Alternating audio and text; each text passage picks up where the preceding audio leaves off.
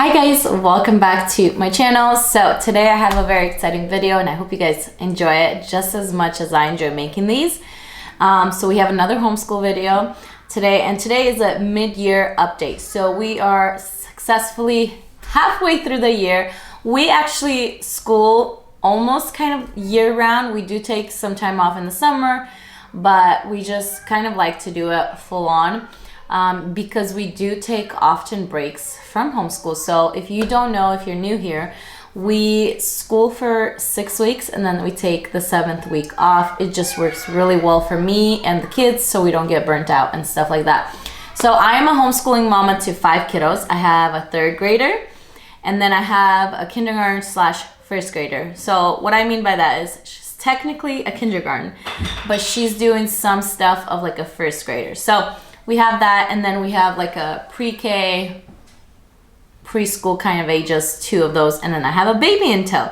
So it is very full. It is very busy at the homeschool table, and usually when we do homeschool, we have all the kids here. I'm saying baby is either on my hip, on my back, or literally at my feet, and then I have all other 4 children seated at the table. So let's talk about the younger ages, since that is kind of the fastest way to get through them. So what I've noticed is I'm lacking stuff for the younger kids. I'm lacking stuff for my 2, almost 3-year-old. I feel like she is no longer content just scribbling on pieces of paper. So I am trying to figure out things that I can give to her to do. Most of it is probably going to revolve around me ordering some Montessori, Waldorf kind of stuff,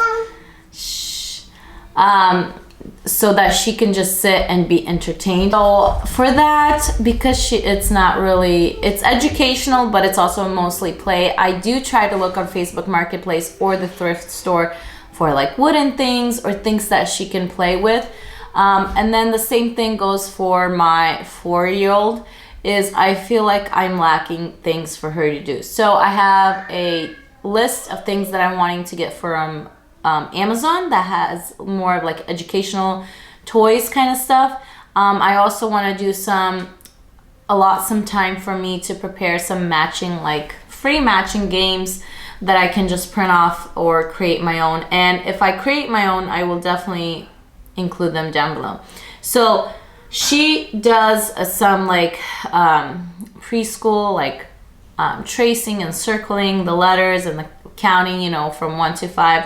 So she likes doing that, but she is a very on hands, manipulative kind of child, and I don't think I've like noticed that kind of trait in my other 2 children that early on. But she really thrives with doing something with her little hands, but she also thrives with just drawing and circling and tracing. So not that she's doing tracing, but I will include, I might just probably do a blog on this because there's quite a bit of stuff.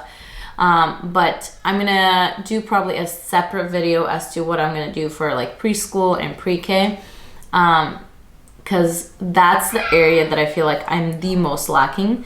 I thought she was just gonna be fine with just like doing, you know, a few minutes of just like circling the numbers and stuff, but she's wanting to do a lot more, and I'm unprepared. And I feel like that's not right of me to be unprepared. And then I also feel like I want to do a little shelf maybe behind me or something of just things that she can pull from and my toddler can pull from, that they can do while we're doing school. Because that's my biggest struggle right now, is they all want my attention and they don't really have something that they can individually play with. All right, so let's move on to kindergarten / 1st grade. What didn't work for us that I really wanted to work is this, can you find me? Now, I don't know if it's because it's all in English and she's primarily speaks Russian, that maybe the logic or the building, like the thinking skills, is a little hard for her when it's in English. But for now, this is just not doing it for her. Even though it's grades K through 1, She just doesn't understand it, and I have to help her the whole entire time and explain it to her, like translate it in Russian to her. So this, unfortunately, is gonna go on the shelf for now.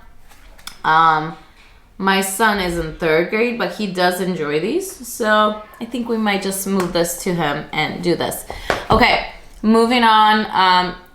So I have spoken very highly of Christian Light Education Math all the time, and for some reason this year, especially, which I thought it would work great for her, and we have the kindergarten, not the kindergarten, but the grade level 1. She's just stalling a little bit with this, but I'm thinking, and this is one of those decisions that I'm not concrete on, but Math with Confidence, I might be looking into them and switching her to Math with Confidence, and also getting some manipulatives to get her to really get the like 20s and up, because she got the 1 through 20, but after the 20s is a little bit harder for her to understand. She is also just 5, so I'm like not expecting too much out of her. Explode the Code books. These are phenomenal. We started these in the beginning of the year. We're on book B, and I think she's like halfway through it, and she really enjoys these. She does like 4 pages at a time, even though I try to tell her to do 1. So I have no problem with that. If we finish early, I think there's 1 more book, book C, and then we can just move her straight to the 1st grade one. And with her, so with my kindergartner, I also noticed that she really enjoys read alouds. So I'm noticing I need to get some more read alouds or prepare them the week before. Last year, I was really good. Well, last school year, I was very good at sitting down Sunday, prepping, looking at my schedule, and then preparing the stuff. This year has been different because I've added a new baby, and I've just honestly like haven't stuck to the schedule that much. And I have paid for it because Monday comes around and I'm not ready and I don't have all the stuff, so school gets started later. But with her, I also noticed that she needs something more. So we are going to be introducing reading in the next month. She has a huge interest in reading, and the reading curriculum that I started using with her, which is teach your child to read in like 100 easy lessons, is not really working for us. So I'm going to either switch to just the way I taught my first son to read, or we're going to go to Alpha Phonics and do it that way. But she has shown a huge interest in reading. So we're going to do that, include more read alouds, and I preferably have them already ready for the week. And then maybe pick out some like matching games or manipulative games or learning games that she can do. Because she definitely wants to be more busy than I have stuff for her, and I don't want her to just be busy, like pointless busy. I want her to actually be feeding her mind and feeding her imagination. So I am in the process of kind of revamping her whole curriculum, adding new things, probably getting some new things off of Etsy or Teachers Pay Teachers for her to, so it's more interactive and more living books and things like that. Okay, moving on to my 3rd grader, which is probably the longest one. And I have his stack of papers. What's been going good? Let's start off with that. Explode the Code, always a huge win in our family. I mean, I think we'll probably be doing that until they're done. Spelling Wisdom and spelling using language well is a phenomenal curriculum, and I actually did an in-depth review on it, and I can link that down below. Still one of our favorite curriculums, and I really enjoy it. Okay, so what else has been going great is our history curriculum. We've been really enjoying it, including me. We use the the Beautiful Feet curriculum, and all the books are just so phenomenal. and we have really enjoyed it. The lessons are fairly short, at least I would say. Some of the readings might take you a day or two.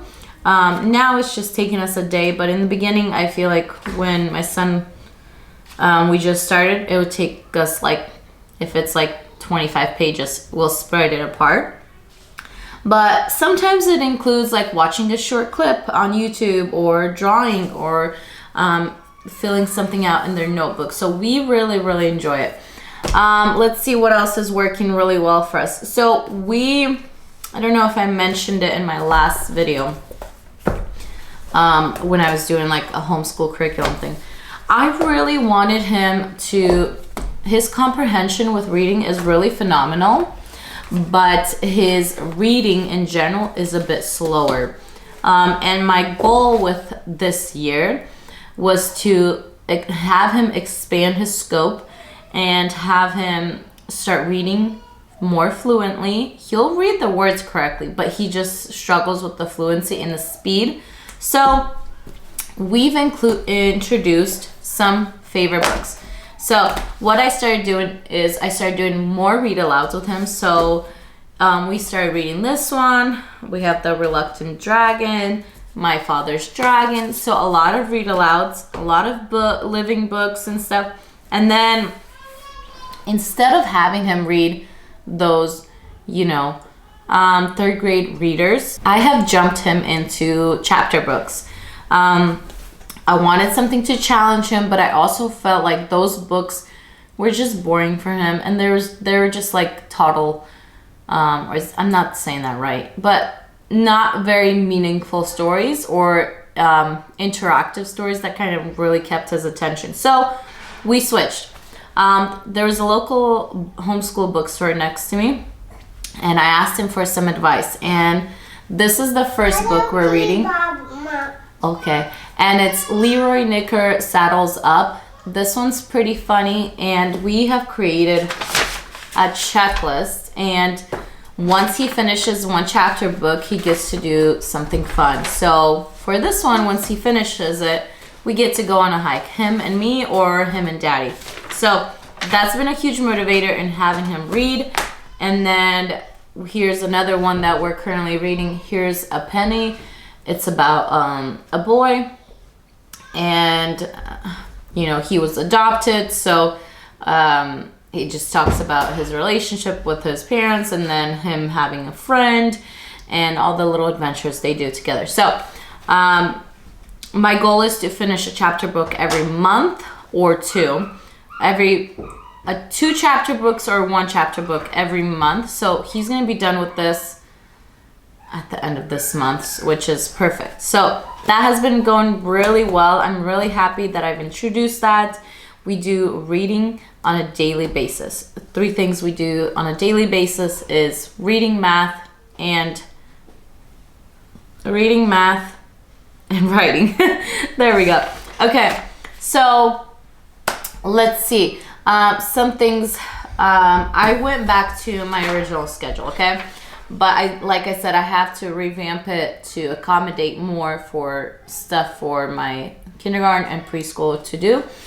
But I am being a little bit more structured now with my schedule because it's hard to just accomplish everything, and then I feel like I'm running behind. So my son, I've been wanting to introduce more geography, and I noticed I was trying to do it without a curriculum and I noticed that wasn't really working for me. So for right now, we're using the geography from A to Z, and we have these printables that we bought. Well, I didn't buy them actually. They're free printables that I found online, and we read one of these, we watch a short video about it, and then he does his copy work for it, and then we can also like do watercolor if he's wanting to do that. But he's not very into like drawing, or I mean coloring, or doing some watercraft. So we have tried to do the Seasons of Field, and this is by the Beautiful Feet curriculum as well. And I kind of do a pick and choose from this. So we were doing about evergreen cheese, and I did not get to go to the library and get all the extra books. So I substituted with the books that I had, and I also didn't want to just buy them for one-time use from online. But it is very fun. We're enjoying incorporating it, but I'm not incorporating it as much as I wanted to. So something else that I'm purchasing for him is from Beautiful Feet Curriculum, their geography curriculum. So we are going to be doing that, and that should be coming in a week or so. And then also with his math, we have speed up things. So by the end of the summer, I would like to move him on to 4th grade instead of September. And we will most likely be using Math with Confidence with that as well. And then we are also going to be purchasing a Bible curriculum, because I am needing a way to tie in all the kids together, and I feel like I just don't have the headspace for it. There's 2 that I'm looking into right now, but I could use suggestions. So if you have any suggestions for a Bible curriculum that you guys use, I'm wanting it to just be very interactive with the kids. We do read regular Bible, regularly, but this is something I want to incorporate like during school time, where there's like maybe a coloring page, or I don't know, some kind of activity or craft. And that's kind of what I'm looking for, a curriculum to encompass all that, which is probably impossible, but we'll try. So that is it. A lot of things have gone so good this year so far. The homeschool, I feel like, needs a little bit of revamping, and that will probably be in the next couple weeks on here. I just really need to organize more, get some more stuff, like I said, organize the games and all my manipulatives in a better way.